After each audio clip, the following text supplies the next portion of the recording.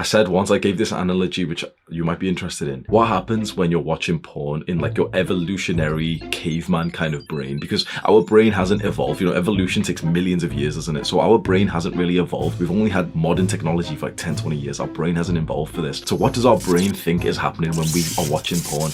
It thinks it's real. Of course, there's a part of our brain, you know, like the most advanced part of our brain, which of course understands, yep, this is porn, and you know, I'm actually a loser, I'm actually just looking into a screen. But there is like an evolutionary part of our brain, like the brainstem, you know, the oldest part of our brain, the caveman kind of brain, which literally thinks it's real. It thinks that you have such a variety of sexual options. I know this is going to be offensive. That part of your brain doesn't realize that you are a fucking loser, that you are the one looking into a screen. So this part of your brain, this like caveman part of your brain, thinks that you are a winner. It thinks that these women have submitted to you, they're sexual. That's why your dick gets hard. And when you bust a nut, it's like, oh wow, like we've achieved the height of male life. We have successfully fulfilled our sexual strategy as men, which is, you know, to spread our seed to like many, many different women. If you achieve that ultimate goal of male life, what would be after that? Well, rest, recover, get some like high fat, high processed foods, go to sleep, feel lethargic. You don't need to work. You don't need to go to the gym. You don't need to like work out, be productive. You don't need those things because you've just achieved the height of male life. That's what happens when you watch things like porn and you go on social media. A part of your brain just thinks that you are like the ultimate fucking legend. And because of that, it strips you of your motivation to go and do the things that would actually build you up to be the kind of man who can attract the women that you actually want.